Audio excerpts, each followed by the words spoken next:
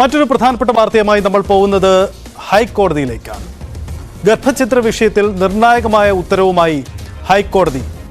വിവാഹമോചനത്തിന് നടപടി ആരംഭിച്ചാൽ 20 ആഴ്ചയിലേറെ പ്രായമുള്ള ഗർഭം വേണ്ടെന്ന് വയ്ക്കാൻ ഭാര്യയ്ക്ക് അവകാശമുണ്ടെന്നാണ് ഹൈക്കോടതിയുടെ ഉത്തരവ്. സ്വന്തം ശരീരം എങ്ങനെ ഉപയോഗിക്കണമെന്നതിൽ സ്വന്തം തീരുമാനമാണ് പ്രധാനം. ഇക്കാര്യത്തിൽ സ്വന്തം തീരുമാനമെടുക്കാം എന്നതാണ് ഹൈക്കോടതി ഉത്തരവിലൂടെ വ്യക്തമാക്കിയിരിക്കുന്ന കാര്യം. ആജ്ഞ രവീന്ദ്രൻ നമുക്കൊപ്പം ചേരുകയാണ്. ആജ്ഞ, വളരെ സുപ്രധാനമായ ഒരു ഉത്തരവാണ് ഹൈക്കോടതിയിൽ നിന്നും ഉണ്ടായിരിക്കുന്നത്.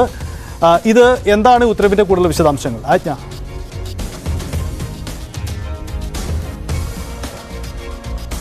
വിവാഹമോചന നടപടി ആരംഭിച്ചാൽ 20 ആഴ്ചയിലേറെ പ്രായമുള്ള ഭ്രൂണത്തെ അബോർട്ട് ചെയ്യാമെന്നുള്ള ഒരു ഉത്തരവാണ് ഹൈക്കോടതി ഇപ്പോൾ ഉത്തരവിലൂടെ വ്യക്തമാക്കിയിരിക്കുന്നത്. 23 ഫയൽ ചെയ്ത ഒരു ഉത്തരവിനെ ഒരു ഹർജിയെ അടിസ്ഥാനമാക്കിയാണ് ഈ ഉത്തരവ്.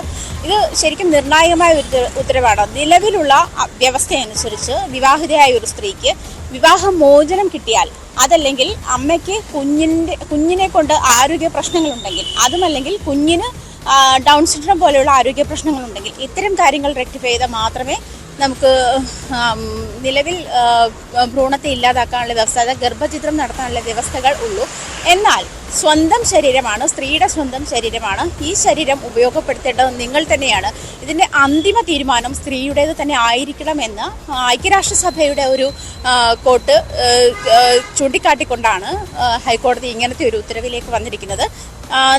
ഇതിന് വളരെയേറെ ഗർഭാവസ്ഥയിലുള്ള ഒരു ഭ്രൂണത്തെ കൊല്ലുക എന്നുള്ളത് നമ്മുടെ നിയമവ്യവസ്ഥ അനുസരിച്ചിട്ട്, അല്ലെങ്കിൽ ഗർഭഛിദ്രം നടത്തുക എന്നുള്ളത് നമ്മുടെ നിയമവ്യവസ്ഥ അനുസരിച്ചിട്ട് ശരിക്കും കൊലപാതകത്തിന് തുല്യമായ കൃത്യമാണ്. അതിനുള്ള